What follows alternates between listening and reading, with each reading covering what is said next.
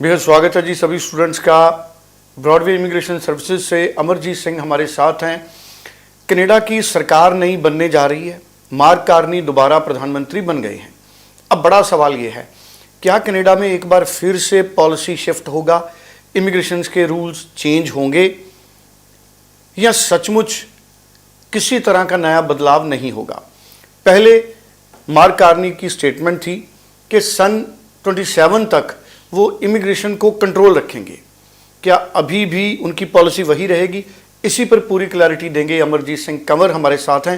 कंवर साहब बेहद स्वागत है, मैं चाहूंगा पूरी क्लैरिटी शेयर करें। कनाडा को लेके डेफिनेटली अब जो सिचुएशन है वो पूरी तरह से स्टूडेंट्स और इमिग्रेंट्स के फेवर में आ चुकी है, क्योंकि लिबरल गवर्नमेंट ही दोबारा रिपीट हो चुकी है।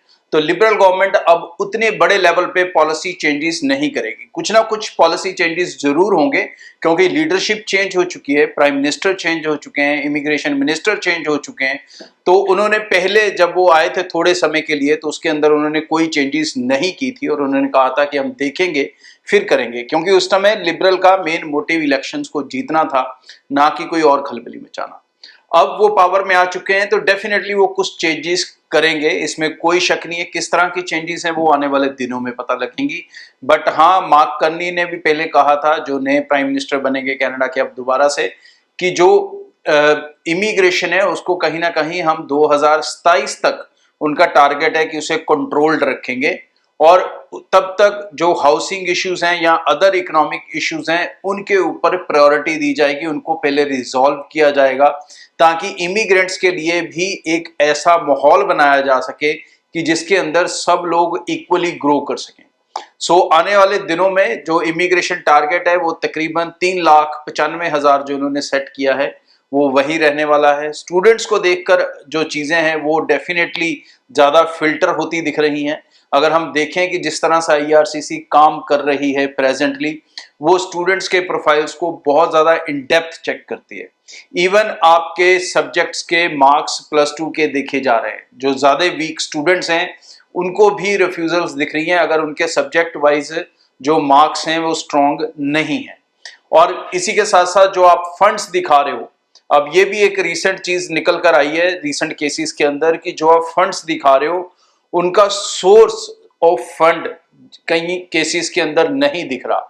बहुत सारे लोग, बहुत सारे कंसल्टेंट्स फाइल्स इस तरह से लगा रही हैं कि उसमें सिर्फ अपना बैलेंस सर्टिफिकेट लगा देते हैं, बैंक स्टेटमेंट नहीं लगाते। They trying to be a clever, but Canada ने कई केसेस के अंदर केसेस को रिफ्यूज किया है, और जब उनके GMS नोट निकाले गए तो उसमें पता लगा केप्स नोट के अंदर कि भाई उन्होंने बैंक स्टेटमेंट नहीं दी, इसलिए कनाडा IRCC को ये इस्टेब्लिश नहीं हुआ कि जो फंड का बैलेंस आप दिखा रहे हो वो फंड्स जेन्युइन हैं या नहीं है।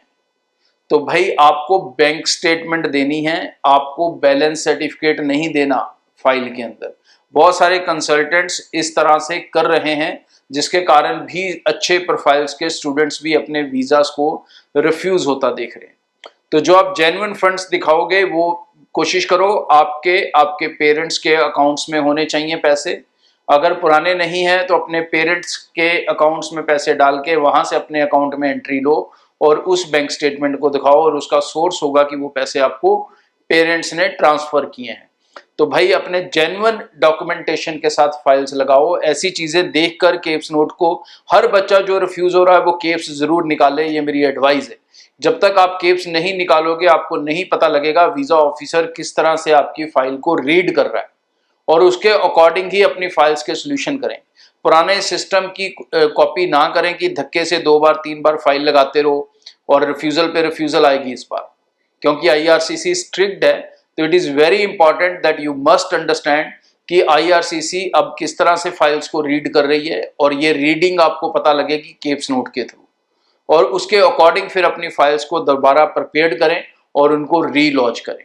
इन चीज़ों के ऊपर अगर आप फोकस करके चलेंगे तो आप कनाडा के वीज़ास को सिक्योर कर पाएंगे। रिफ्यूज़ल आना गुनाह नहीं है, लेकिन जिस कारण से रिफ्यूज़ल आई है उसका पता होना चाहिए, और उसके अकॉर्डिंग उसका सोल्यूशन करके सेकंड टाइम फाइल लगाई जाए। आगे भी इस चैनल के जरिए रेगुलर अपडेट आपसे शेयर होते रहेंगे, क्या क्या नई पॉलिसीज गवर्नमेंट लेके आती है वो भी आने वाले दिनों में इन शोज के जरिए आपको बताता रहूंगा।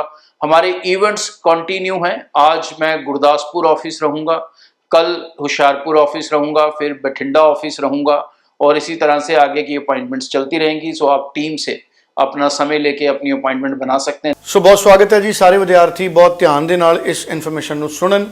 ਕੋਈ ਕਨਫਿਊਜ਼ਨ ਹੈ ਤੇ ਟੈਲੀਫੋਨ ਕਰੋ, ਸਕਰੀਨ ਦੇ ਉੱਪਰ ਨੰਬਰ ਦਿੱਤਾ ਹੋਇਆ, ਇਸ ਨੰਬਰ ਤੇ ਫੋਨ ਕਰੋ। ਤੁਸੀਂ ਨੇੜੇ ਦੇ ਦਫ਼ਤਰ ਦੇ ਵਿੱਚ ਵਿਜ਼ਿਟ ਕਰ ਸਕਦੇ ਹੋ। ਪੂਰੀ ਕਲੈਰਿਟੀ ਲਓ, ਬਾਰ-ਬਾਰ ਸਵਾਲ ਪੁੱਛੋ, ਮਨ 'ਚ ਕੋਈ ਵਹਿਮ ਨਾ ਰਵੇ, ਫਿਰ ਆਪਣੀ ਜ਼ਿੰਦਗੀ ਦੇ ਫੈਸਲੇ ਕਰੋ। ਸੋ ਬਹੁਤ-ਬਹੁਤ ਧੰਨਵਾਦ। ਤੁਸੀਂ ਦਿੱਤੇ ਹੋਏ ਨੰਬਰ ਤੇ ਸੰਪਰਕ ਕਰ ਸਕਦੇ ਹੋ, ਤੁਸੀਂ ਆਨਲਾਈਨ ਵੀ ਸੰਪਰਕ ਕਰ ਸਕਦੇ ਹੋ। Thank you so much.